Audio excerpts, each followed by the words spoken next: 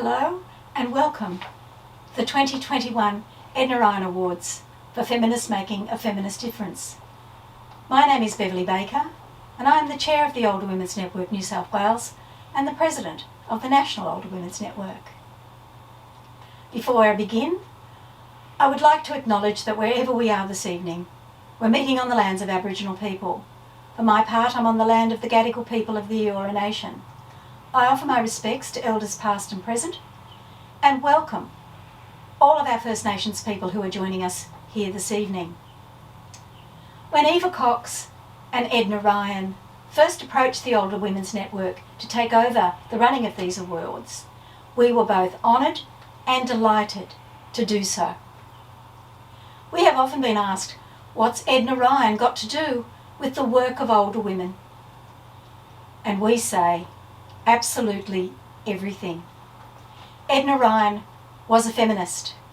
She worked tirelessly to better the lives of women right till the very end. Edna was an amazing mentor to younger women because she knew that it would fall to them to continue the fight for justice and fairness for women.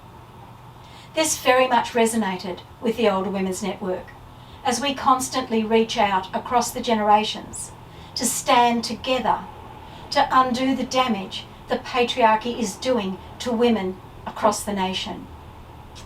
A patriarchy that is seen in one of the wealthiest countries on earth, a phenomenal rise in the level of homelessness for older women. This year, we have received an enormous number of nominations. This is why we are not able to follow the tradition of allowing each nominee 5 minutes to address us, to tell us about the reasons that they have undertaken what they have. Instead, in February next year, 2022, we will be holding conversations with all of these awardees so we can celebrate individually their enormous successes. Tonight, we do have a number of speakers who will present the awards for those who have received them posthumously. We also have past awardees presenting the awards to all of the nominees. I think it's time now to start with the awards, and I would like to introduce Eva Cox. Hi, my name's Eva Cox, and I was one of the people that started the Edna Ryan Awards. And I suggested them because my memory of Edna Ryan was when I was 13 years old and used to go around and have dinner with the Ryans on a Friday night because Julia and I were both going to guides. She took me to Girl Guides. And as we walked there, we talked politics because we talked politics over dinner.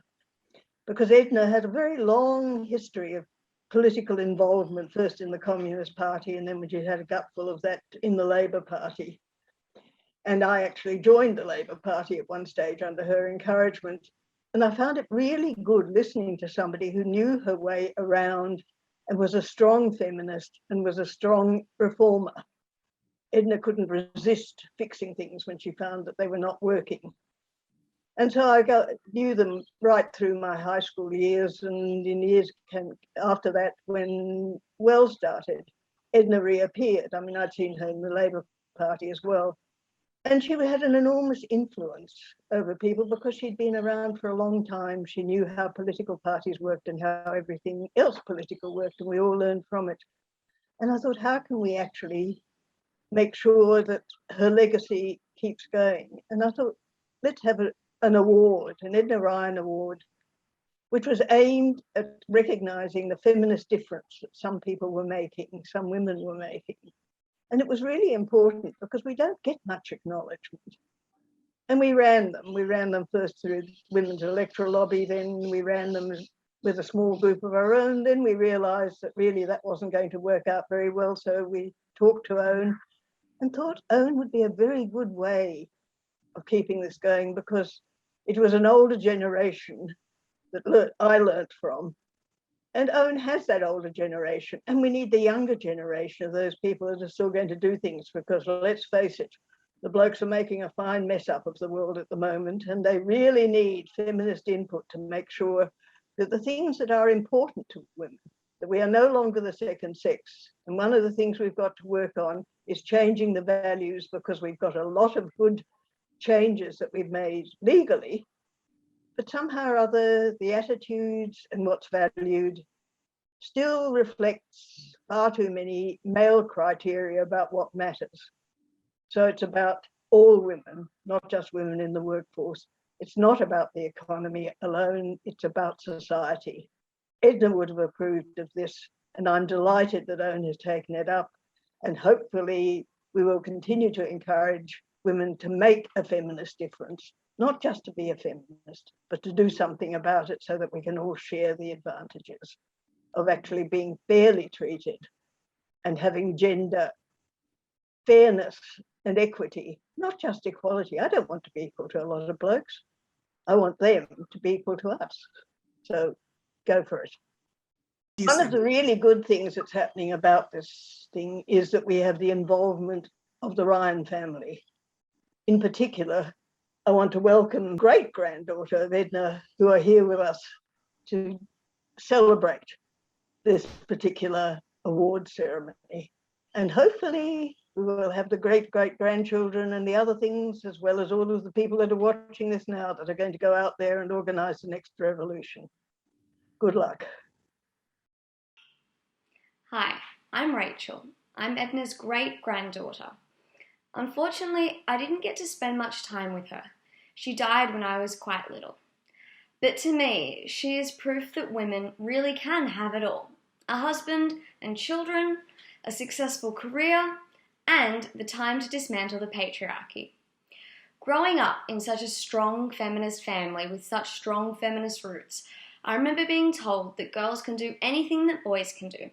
My father pointed out that women cannot wee while standing up, but 4-year-old me dragged him into the bathroom to proudly demonstrate that women could indeed wee standing up, but it might involve a little bit more concentration and cleaning up afterwards. In fact, we were such a feminist household that I wasn't even allowed to hit my brothers when we were growing up, because Edna said that if men weren't to hit women, then women certainly weren't to hit men. She was all about equality, but she held the belief that true equality would only ever be reached if men had the ability to bear children. The Edna Awards are about congratulating and thanking the women just like Edna, the unsung heroes of feminism. Edna quietly but tirelessly worked at dismantling the patriarchal world we live in, and these are the women who make a real difference to our lives. If Edna were still here today, she would be amazed at how far we've come, but she would also see how much further we have to go.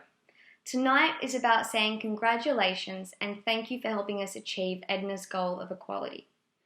And I'd now like to introduce Sally McManus, the Secretary of the ACTU. She was the Grand Stirrer in 2015 and she has done as much for women in the workplace as Edna Ryan did. Hi, I want to acknowledge I'm on the lands of the Wiradjuri people of the Coolan Nation and pay respects to their elders past, present and emerging.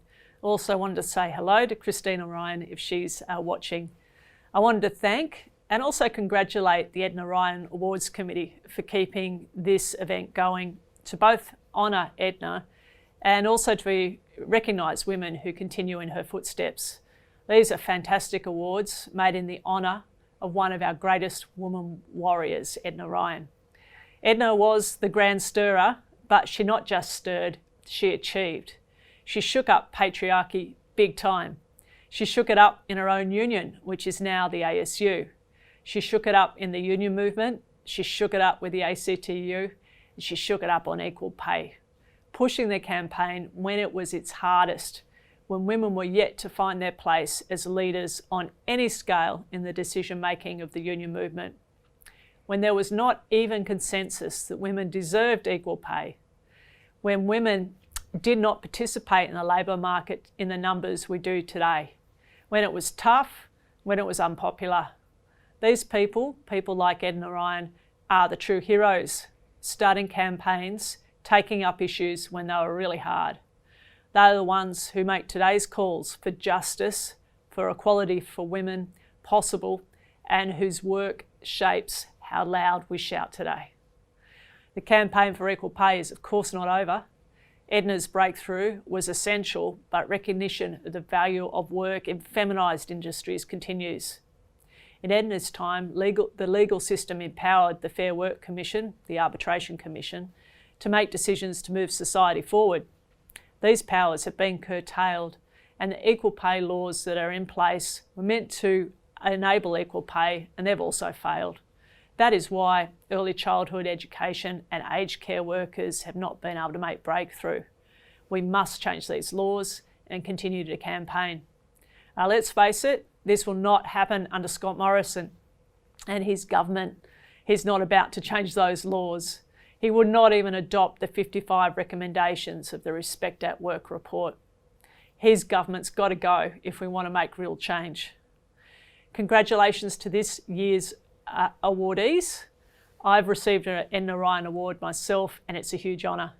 And now we'd like to celebrate the 2021 Edna Ryan awardees. Each category will be introduced by a previous awardees. Over to you.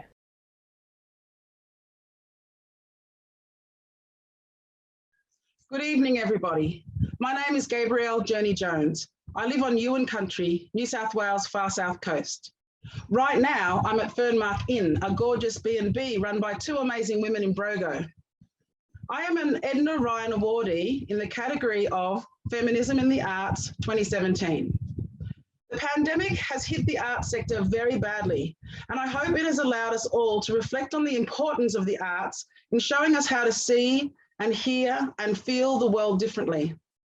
As a feminist artist, I use my poetry and drumming to share my stories and to encourage other women to do the same, because it is through our stories that we weave the threads of life to connect our experiences as one humanity. I am thrilled to be able to announce these sisters who will join me as Edna Ryan awardees in the arts category. The 2021 awardees are Clair Jackson,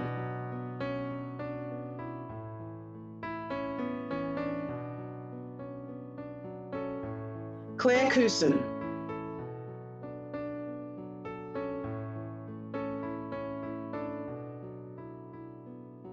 Joanne Cahill,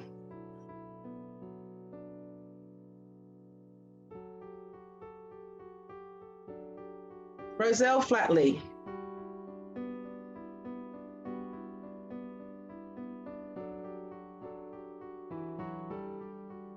and the Loveys.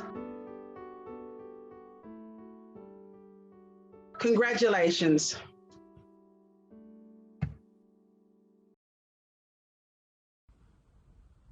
I would like to acknowledge that I'm recording this video on a stolen land.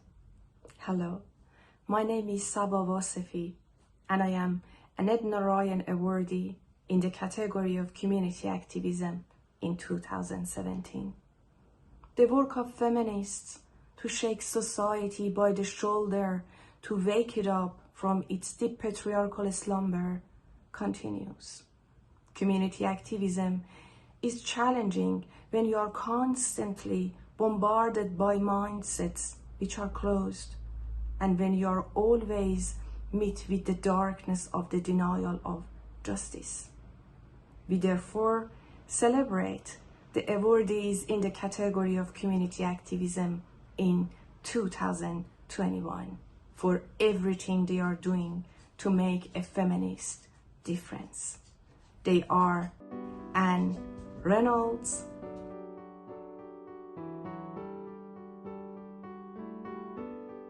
Brittany Higgins,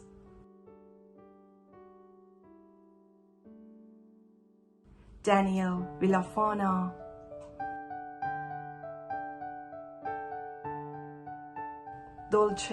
McManus,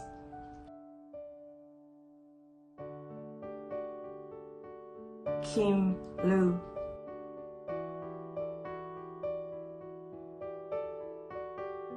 Yvette Kinkaide, Charmaine Huisman,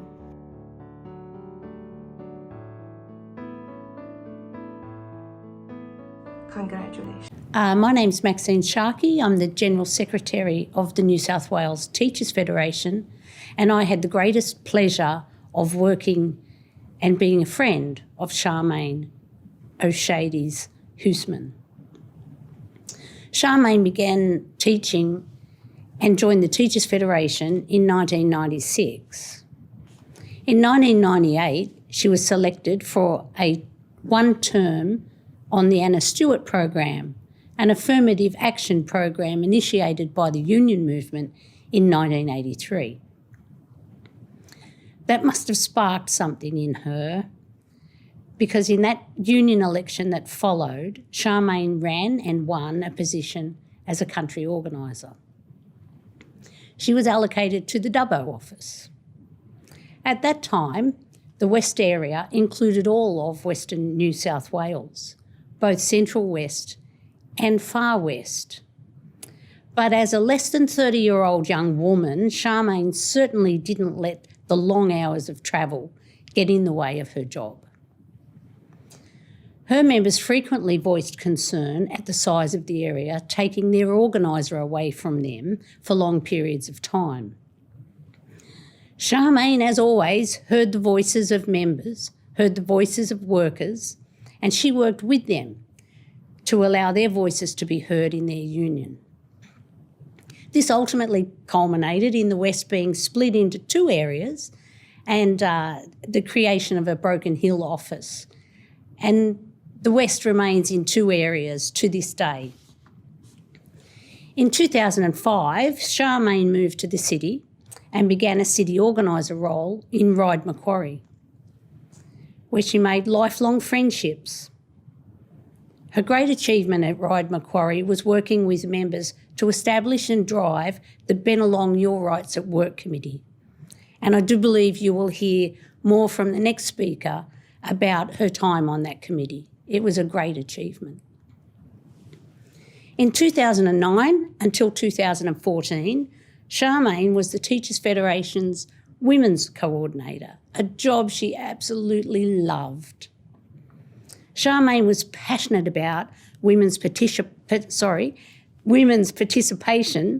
and became really fired up over the underrepresentation of women in the Federation's decision-making bodies. She was not afraid to take on the other union officials internally in her own union. She battled with everyone to ensure women everywhere could participate. After 14 years of working in the union, Charmaine returned back to her first love, back to work as a public school teacher.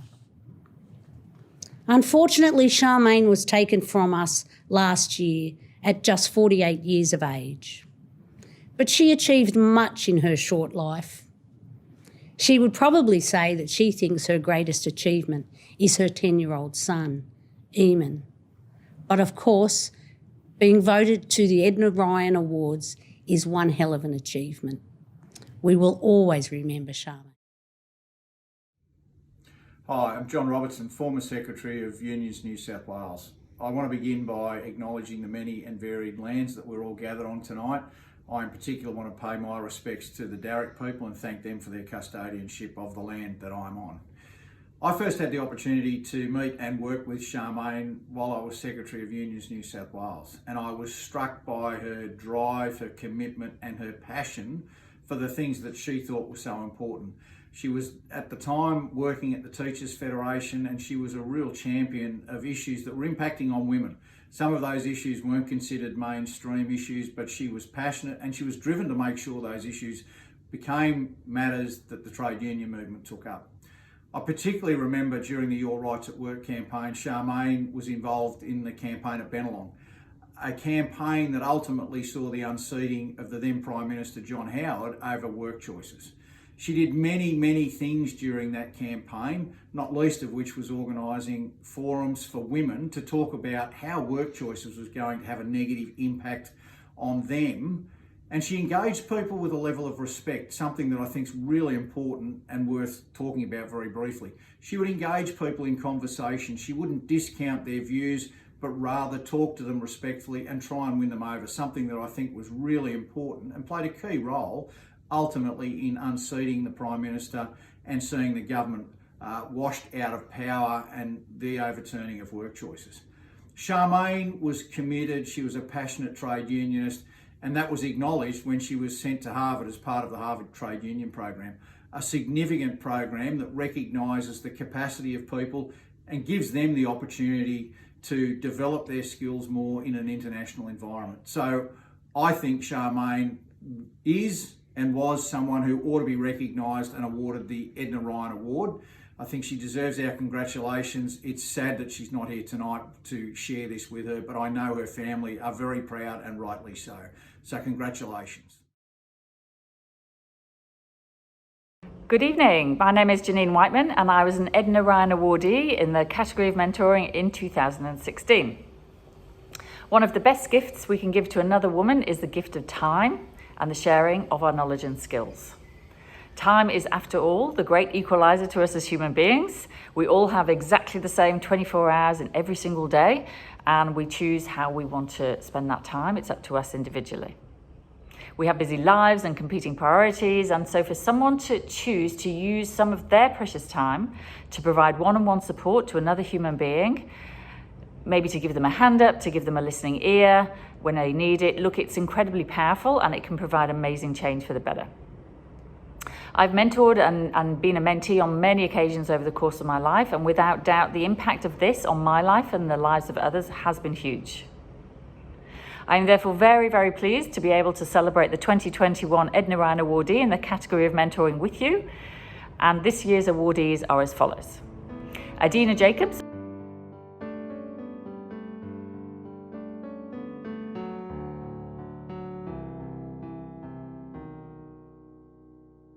and Bobby Marlop for Mentor Walks.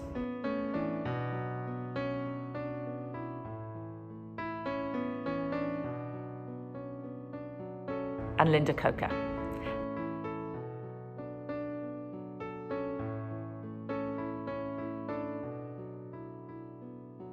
Thank you very much and have a good night. Hi everyone, I'm Ray Cooper. I'm a professor at the University of Sydney, but more importantly, I am an awardee under the workforce category of an Edna Ryan Award a few years ago. This is an award that I'm very proud of. I love coming along to the Ednas every year to hear about the change that's being made by inspiring women, and this year is no different. As you know, Edna Ryan was a great campaigner for women's rights at work. She campaigned for equal pay. She campaigned to have the value of unpaid work recognised, and she fought for women to be treated with respect at work. Very sadly, in 2021, we still have significant challenges in these areas, and we know from all of the research evidence in relation to the impact of COVID-19 that, in fact, some of these problems have gotten worse during the last 2 years. However, the women who are awarded under the workforce category this year are trying to make a change in that area and those areas. This year, there are 4 outstanding awardees under the workforce category. I know the work that all of them have done and the change that all of them have made. And so a big congratulations to all 4 and to the people who nominated you and to your families. So the 4 awardees under the workforce category for 2021 for the Edna Ryan Awards are, firstly, my very good friend, Associate Professor Elizabeth Hill. Secondly, Georgie Dent.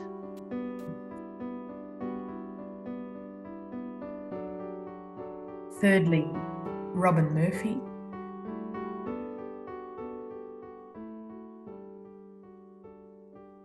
And fourth and finally, and actually very sadly awarded posthumously, is Diane Haig. Congratulations to you all and to the people who nominated you, and thank you to the Edna Ryan Awards for continuing to recognise the outstanding work of women like these 4 leaders. Thanks. Hi, my name's Michelle Brown, and I'm here to talk about the wonderful contribution that Diane Haig made to my life and to the lives of many working with women. I am reading, so I hope you don't find that too distracting. Diane was a feminist, an activist, a trade unionist, and a kind and loyal friend. I was one of many thousands of part-time casual TAFE teachers who experienced years of precarious employment. As the TAFE Industrial Officer for the New South Wales Teachers Federation, Diane made it her mission to achieve fair working conditions for part-time teachers, the majority of whom were women.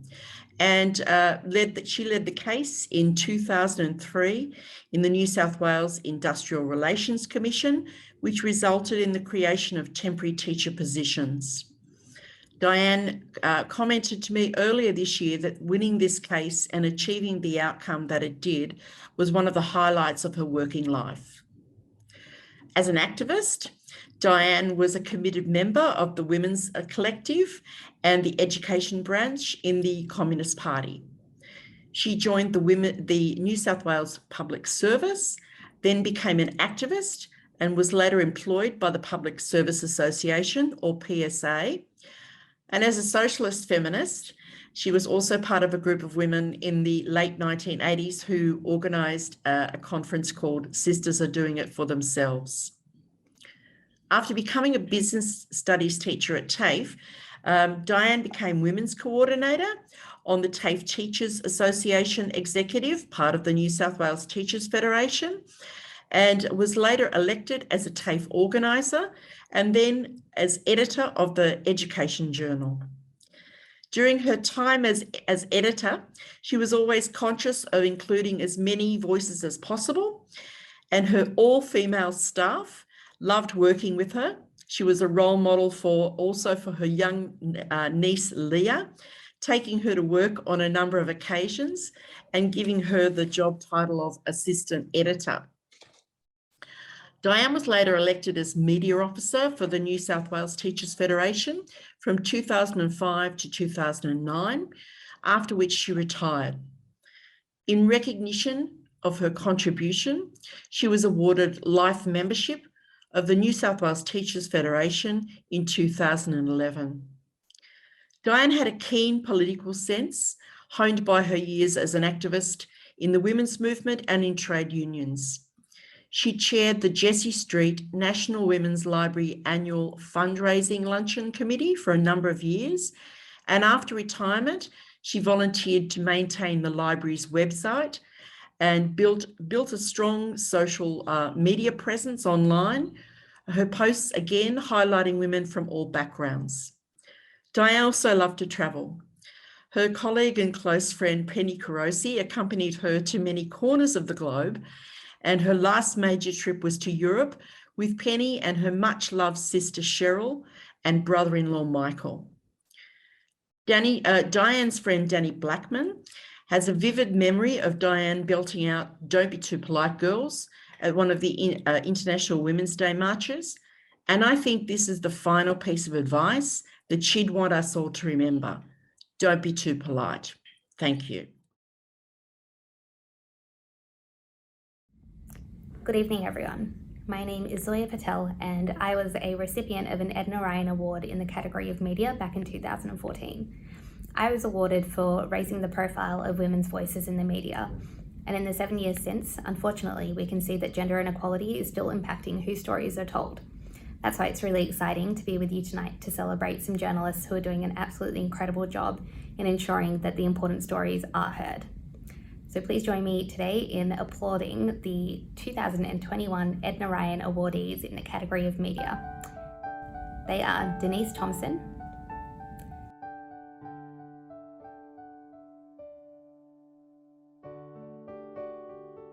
Emily Mayo,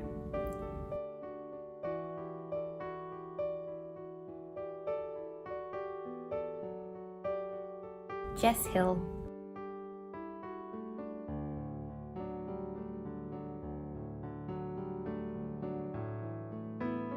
and Sunita Gloucester. Congratulations to all of you. Good evening. My name is Helen Larong, and I'm an Edna Ryan Awardee in the category of leadership in 2017. These days, we're looking for real leadership everywhere, from our communities to the chambers of Parliament. Leaders who are visionary, inclusive and brave, and who uphold the values of integrity and accountability at all times. In her day, Edna Ryan was such a leader. I'm very happy to say we have several generations of women who are such leaders. Very importantly, we now have many younger women who are great leaders. The 2021 Edna Ryan Awards for Leadership go to Our Bodies, Our Choice,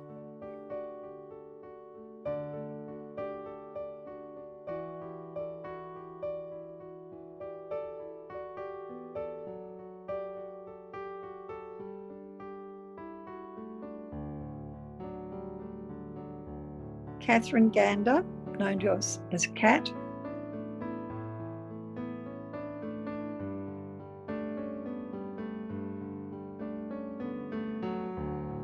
Hayley Foster,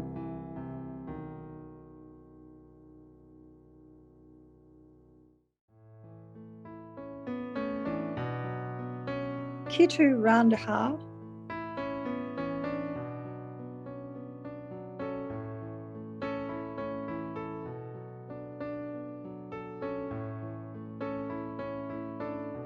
Patricia Reynolds,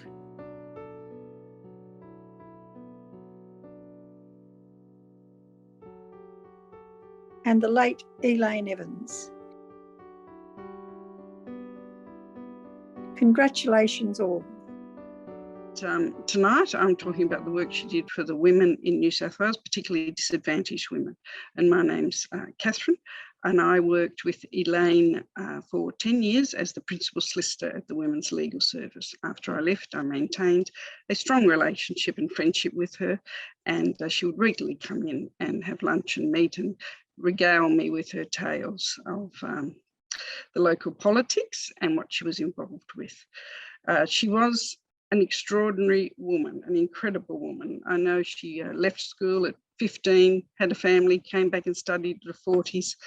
She worked for a while at the Department of Housing, and then she got a job which she said she wanted all her life. That kind of job she got as coordinator at the Women's Legal Resource Centre, it was then, now Women's Legal Services. I can only talk about a few of the things she did. There is many, many more. She was instrumental in setting up so many of the services, the programs, the publications, and growing the centre. She understood the realities of women's lives. She understood that, for instance, the advice line was an amazing service for women who were isolated for caring responsibilities or other issues in rural areas and in Sydney too. That service allowed women to speak to a lawyer on the phone. She was adamant that we should try to use our money to get the best possible lawyers we could afford so they could speak directly with a lawyer. At the time, I'm told the service was ridiculed by particularly the legal profession, who said it was dangerous to be giving legal advice over the phone. And look at it now it's mainstream. There are many, many, even law firms giving legal advice over the phone. She had the toll-free lines she pioneered for the rural and Aboriginal women. Those advice lines were inundated, and we had extremely large, because of those calls coming through, 2 lines running, forever busy, and the statistics were very high because of that. Those statistics gave the centre some kudos when we put in legal submissions on women's issues, and certainly helped us get a seat at the table to discuss those issues. It was an amazing time when the money came in, and she was behind it all the time. She was very good at dealing with the funders. She secured funding for more and more services. Another wonderful one was the outreach services, where face-to-face advice was given at women's health centres. If women were in an abusive relationship, it's often very difficult for them to get out and get away from the person who may be abusing them. By going to housing and lawyer behind the Women's Health Centre, anyone who was driving the woman to the appointment or watching her would have no idea she was speaking to a lawyer about the issues, and it gave her complete safety. It was a very wonderful thing, which is still continuing. She was also very committed to the outreach going into rural areas where lawyers would fly out and give advice at advice clinics. They'd also do community legal education for the local community services, being the court support, the women's refuge, the community groups. It was really a wonderful service. The lawyers, she was committed to the services for Aboriginal women. She formed committees of local Aboriginal women and she listened and took their advice. One of them was, if you run a service for Aboriginal women, employ local Aboriginal women, which seems simple, but a lot of services didn't do it. She would employ local Aboriginal women, and because it's so difficult to get lawyers out there, female lawyers, she pioneered with the others in the service the flying lawyer service. So she'd fly lawyers in and out so that they were provided with quality legal services and representation in court. Certainly in Walgett, it became a very busy service and provided a very good service. She coordinated so many things. She had a tremendous ability to work with people and bring people along, secure the funding. She often remembered how the service in its early days was evicted from an original house it was operating out of. She remembered that and she secured permanent accommodation for the service. Later on, she arranged a purchase of accommodation in which the service still resides. And I remember at the time her telling me that she rang up the funders and said, I know what it's like to be in government. Sometimes you don't like to be asked, you like to be told, and we've just purchased a house. So there was nothing they could do about that. She was really quite a formidable and amazing woman. There were so many other services, the publications, Women Out West, Quarterway to Equal, which were dear to her heart.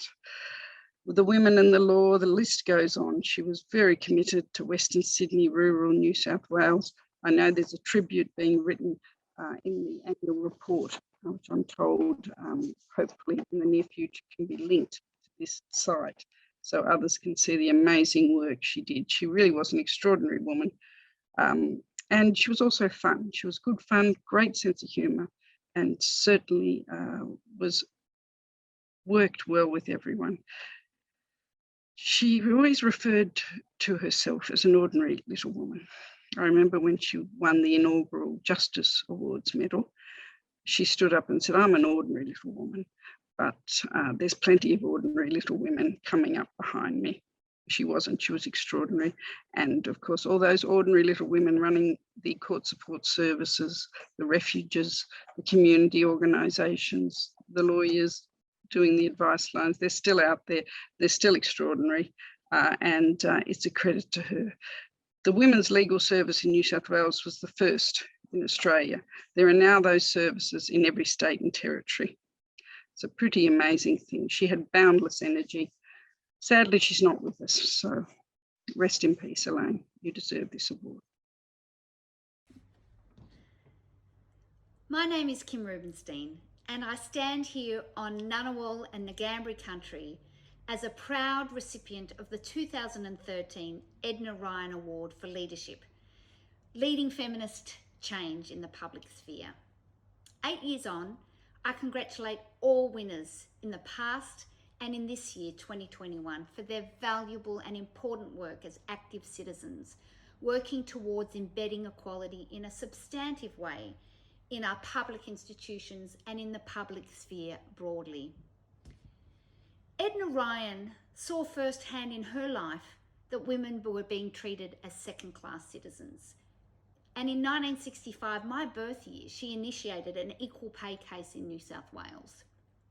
All winners tonight evidence what guided Edna, a belief that women can achieve change by taking up the baton themselves. We see this in all winning categories tonight, and we see it in the grand stirrer, Brittany Higgins. To Brittany, you highlighted for the nation the need for feminist changes in our parliament, and I personally look forward to working with you once the Kate Jenkins report has been handed down to ensure that our parliament becomes a safe and equal workplace for everyone.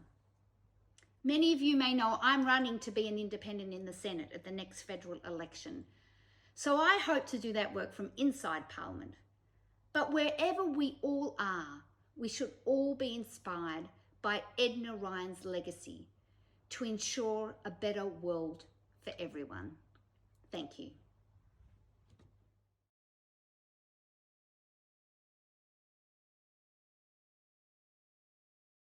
Hello, my name is Linda Ryan. I'm the younger daughter of Edna Ryan, after whom the Ednas was established in 2008. The Grand Stirrer is awarded each year to the woman in New South Wales and the ACT who has made a feminist difference. The recipient is a woman who has fundamentally changed working conditions for women across Australia, or changed the way women are perceived in the public world. The award recognises their fearlessness and passion for change. Past awardees include Susan Ryan for her wonderful efforts in getting the Sex Discrimination Act through a hostile federal parliament in 1985. Another is the politician Meredith Bergman, who was Speaker of the Legislative Council of New South Wales, established the Ernies, the annual awards to prominent men who made outrageously sexist remarks about women, and the Elaines, awarded to women who made shockingly sexist remarks about women as well. Another awardee is Sally McManus, the current Secretary of the Australian Council of Trade Unions, for winning the case in the New South Wales Industrial Commission for vastly improved pay and conditions for women workers in the service industries. In each case, these women used their public positions to champion the rights of women in Australia and paved the way for them to have a voice for change. This year's awardee, Brittany Higgins, is 26 years old. Unlike many of the previous awardees, she is not only a young woman at the start of her career, she does not hold an important public position. Brittany grew up in the conditions created by the trailblazing women before her, and expects that women like herself in the workforce should not be exposed to sexual assault. When she emerged from the background of a minister's office at Parliament House in Canberra to speak out of her own experience of sexual assault in the most important building in the nation, she became a political football across the media. The pressure on her must have been more than most of us could ever bear. But instead of fading away and becoming just another statistic, Brittany Higgins continued to lobby for change. She returned to Canberra to address the Me Too movement gathered in front of Parliament House, where many women who either knew or had experienced sexual assault had gathered. Weeks later, she met with the Prime Minister and the Leader of the Opposition to demand political reform in the employment rights of political staff. In demanding change, Brittany Higgins succeeded in moving media pressure from herself to the two most important political leaders in the nation. They were forced to call on Kate Jenkins, the Sex Discrimination Commissioner, to conduct a review of the employment of political staff in Parliament House.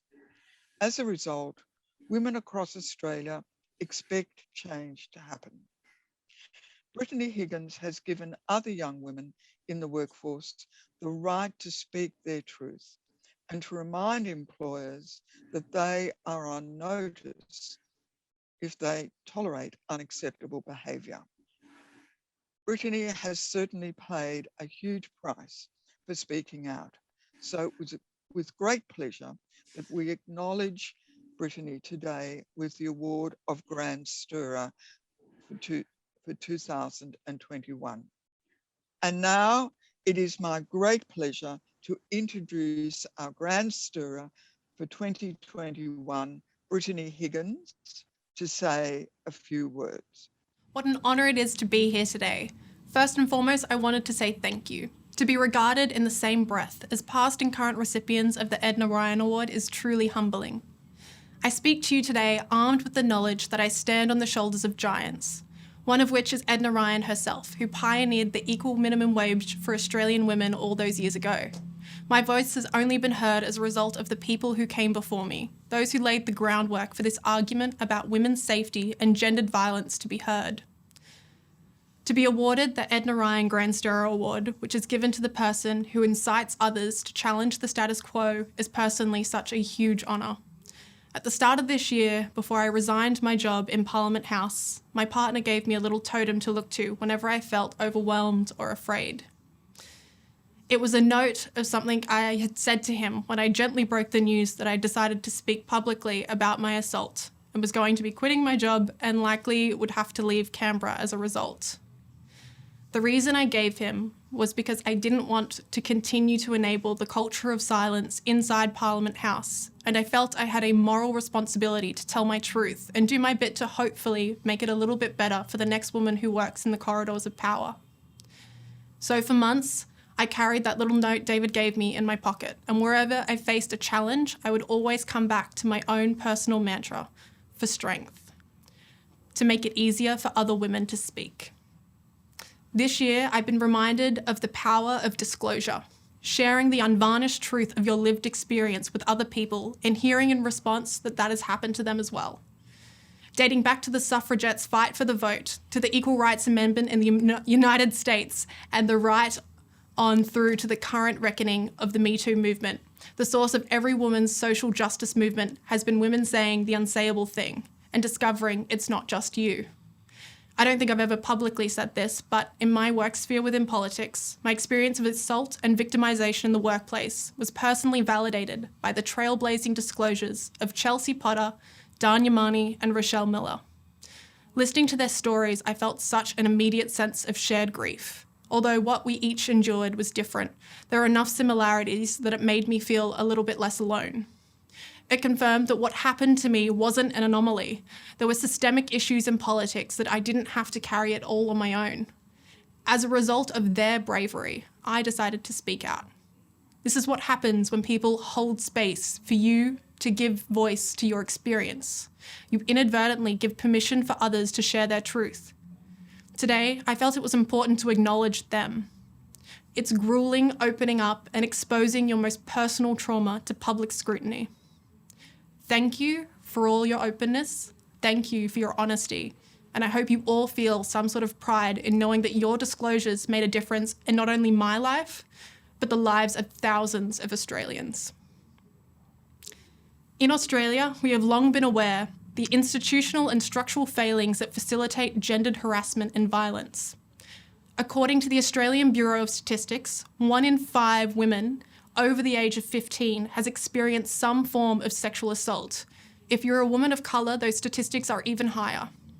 The truth is, most women either have a story like mine or know somebody with a story like mine. This year, we saw the historic March for Justice rallies, which saw over 100,000 women and men from all backgrounds coming together, taking to the streets and demanding change. Being afforded the opportunity to stand shoulder to shoulder with so many Australians, many of whom had had their own stories of sexual assault, and declaring in unison that enough was incredibly powerful. Just within my own immediate family, I attended the rally in Canberra, my mum attended the one in Brisbane, and my grandmother went to the one in the Northern Rivers of New South Wales. It was truly an intergenerational and multicultural affair. I'm a big believer of the idea that we need a movement that is diverse as the people who would be impacted by the changes we seek. There is no such thing as strengthening people by making their decisions for them. That means in the present, we must continue to strive to embody the inclusive ends we want. Our tactics need to reflect our goals. Equality is about making life fairer for all women everywhere, whether it's in the home or in the boardroom. Bringing about greater community awareness of these issues of gender are so vitally important. Research has told us that the less gender polarised the culture, the lower the degree of violence and the greater the degree of democracy. The national conversation around sexual assault this year, inspired by the actions of activists like Grace Tane, Saxon Mullins and Chanel Contos, served as a cathartic moment for women to be able to discuss the systemic and cultural issues inherent in the justice system in our major institutions. Everything from consent education to sexual harassment in sports, legislating other types of horrendous sexual assault like stealthing, and momentously a bill introducing the affirmative consent model in New South Wales. Naturally, progress comes with pushback from those accustomed to the status quo. This year has been extremely difficult and oftentimes shocking. It served as an important reminder of just how ingrained sexism is within our major institutions, including federal politics. Like many Australians, I watched this all play out in the media from a laptop in my studio apartment in Brisbane. Following the historic March for Justice rallies across the country, the Prime Minister of the country decided not to embrace the moment to enact reform, but instead retorted that not far from here, such marches are being met with bullets. We witnessed an extremely confronting ruling in the New South Wales District Court, which seemingly excused physical violence against a young woman on the basis that due to the perpetrator's private education, he may have viewed her attire as provocative. We saw the brilliant Australian of the Year Grace Tame misrepresented, attacked, and ultimately completely iced out of a government review aimed at addressing child sexual abuse, the issue she's been publicly advocating for all year. We've seen sitting members of Parliament apologise for unconscionable conduct harassing women online, feel emboldened enough through their access to legal services to publicly withdraw their apologies and actually begin suing people. We read reports about private schools asking male students to rate qualities they wished for in a woman, awarding more points for virginity, looks, and Christian values than generosity or adventurousness. We watched as people hid behind throwaway phrases like due process and presumption of innocence while failing to acknowledge how the justice system is notoriously stacked against victims of sexual crimes.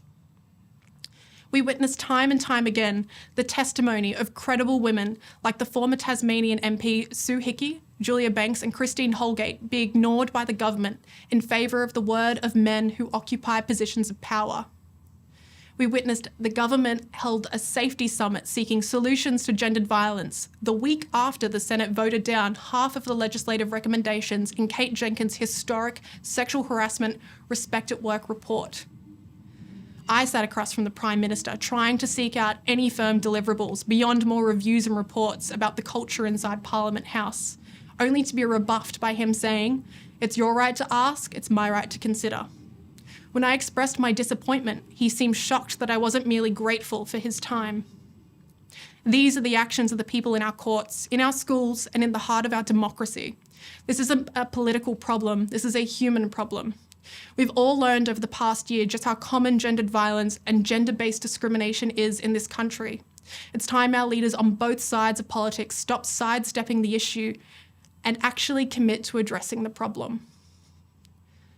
The first resistance to social change is to say it's not necessary. This year, it has been incredible to see the real change in community sentiment towards victim survivors and how we as a society respond to their stories. I encourage women to feel empowered, to speak up, call out bad behaviour and share your truth with the confidence and knowledge you have a generation of women ready, willing and able to support you. It's so vitally important that we capitalise on this moment to seek out real change from our leaders and not just platitudes. In the next 6 months or so, the government will call the next federal election. It's more important than ever to be vocal and to ensure gendered violence is on the agenda. A repurposed quote by former Prime Minister Julia Gillard. Our leaders should think seriously about the role of women in public life and in Australian society because we are entitled to a better standard than this. Thank you for this award and thank you this year for your support. Thank you, Brittany, for sharing your thoughts with us. It is a great privilege to have you with us here.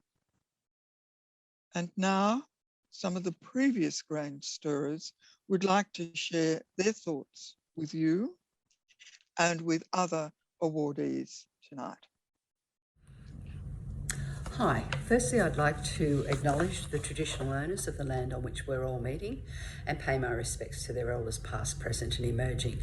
I'd also like to pay my respects to any Aboriginal or Torres Strait Islander people we have with us today. My name's Karen Willis and I'm the Gender Equity Officer with Unions New South Wales. More importantly, in 2008, I was awarded the Granddaughter Award by the Edna Ryan Committee. Before and since that time, there have been many incredible women who've been celebrated by the awards for their work to improve the lives of women and girls. Women who persist, strive, advocate and fight to make a feminist difference. Women who boldly challenge the status quo. Women such as Tara Moss, Anne Summers, Sally McManus and Maureen Farquhar. As you can see, some are well known. Others are the unsung and unrecognised heroines, I should say, of our movement. But one thing they all have in common is a burning passion for women's rights and equality and are proud to call themselves feminists.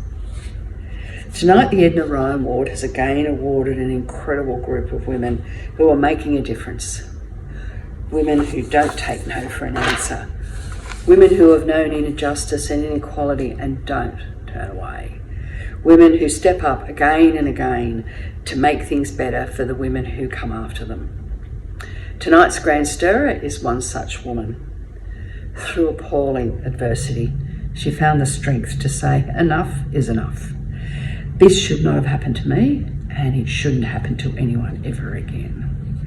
I'm sure in the early stages, Brittany thought that once she told her story, others would be appalled and act, and that they would take action against the offender and support her with every means available to them. Unfortunately, as is often the case for women, instead they sought to find fault with Brittany and to make it clear they just wanted her to go away. How silly were they? They did not count on Brittany's strength, her intelligence, her knowledge, and her deep conviction that change was the only answer. Brittany tapped into the rising anger of women who were sick of such treatment. She spoke with such clarity and strength and conviction. She stared down those who sought to undermine her, and she's done it with dignity and determination. Canberra did not know what hit them when Brittany showed up. Women saw her strength and they followed her to the steps of every state and federal political house in the country and to many other locations in regional Australia.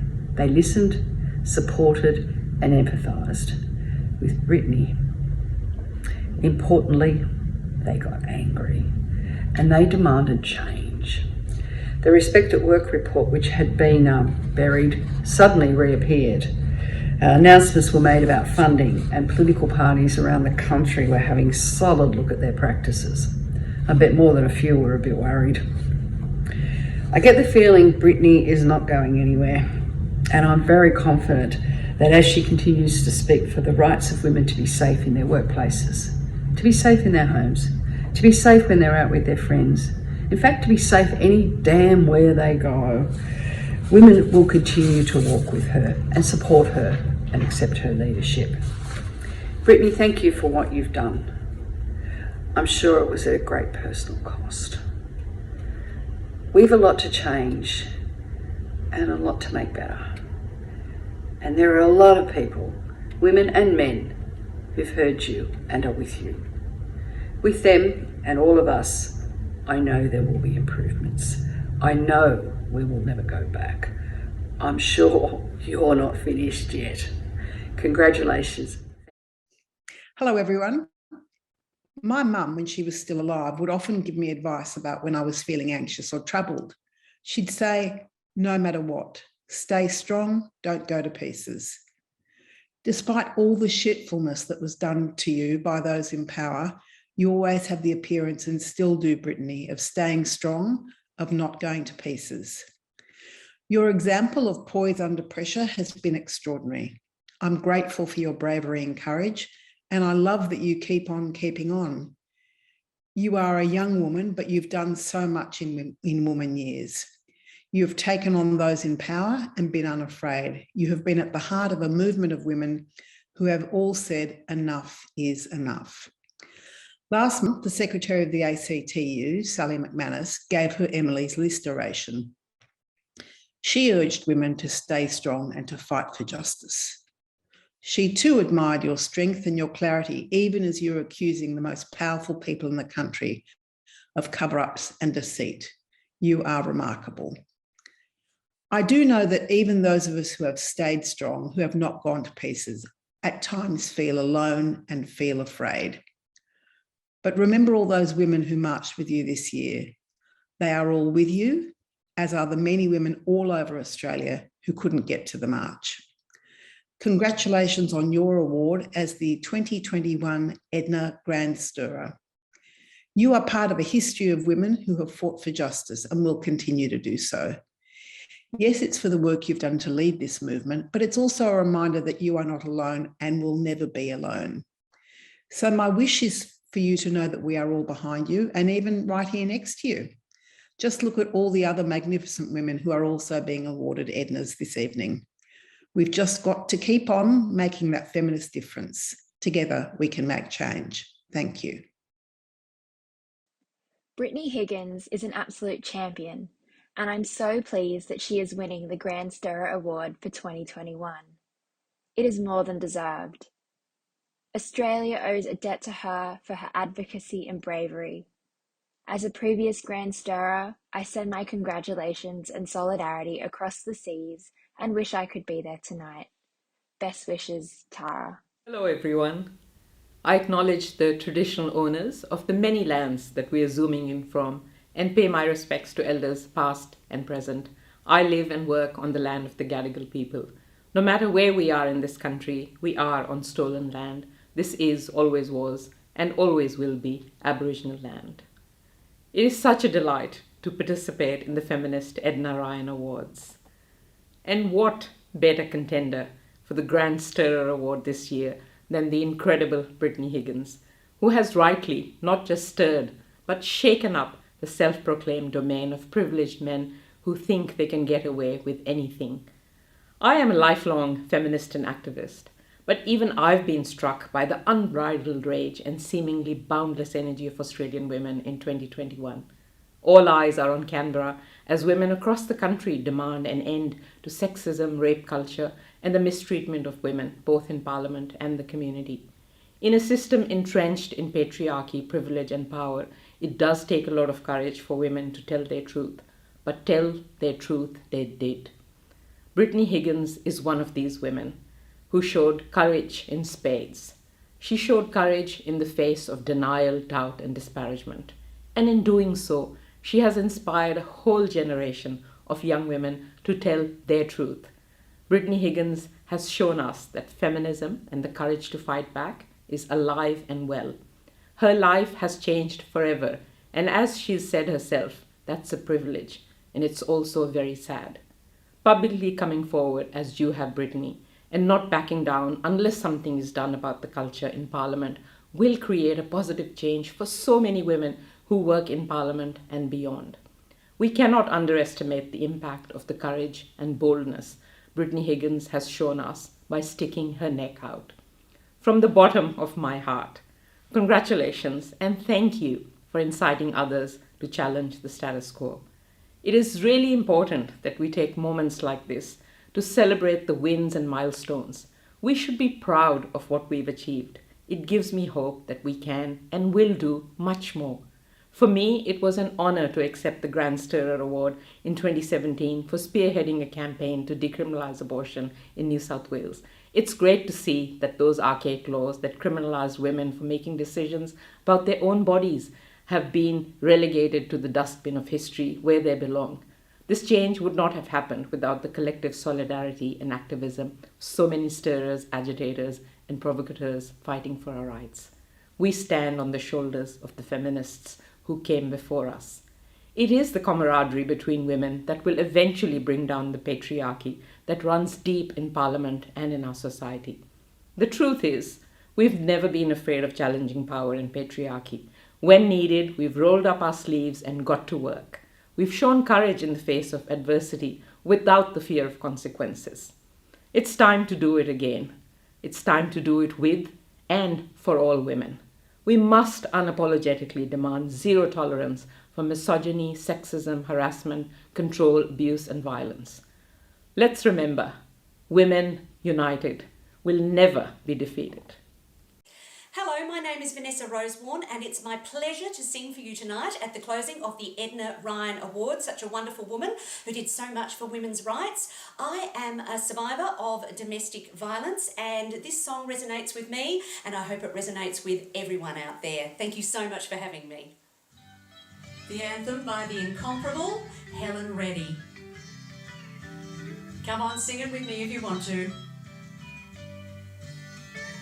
I am woman, hear me roar, in numbers too big to ignore, and I know too much to go back and pretend, 'cause I've heard it all before, and I've been down there on the floor, and no one's ever gonna keep me down again. Oh yes, I am wise, but it's wisdom born of pain. Yes, I've paid the price, but look how much I've gained. If I have to, I can do anything. I am strong, I am invincible, I am woman.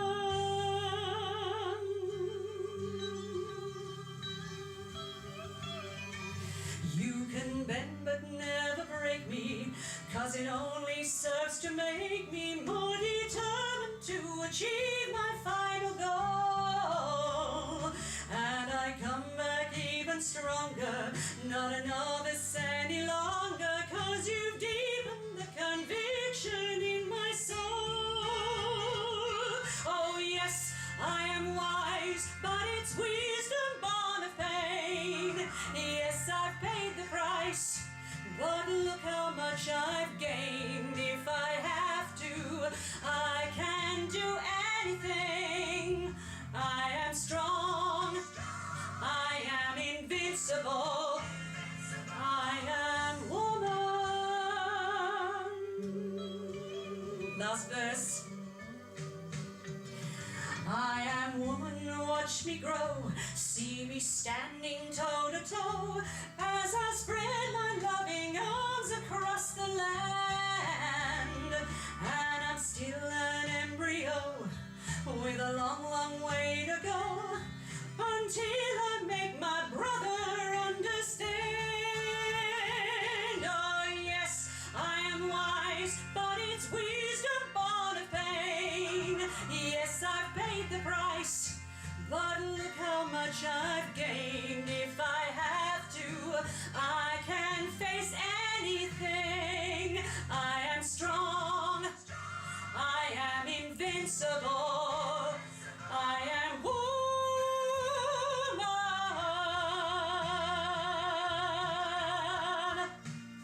I am invincible. Sing it out, ladies. I am woman. Strong women. May we know them, may we be them, may we raise them. I am invincible. I am woman.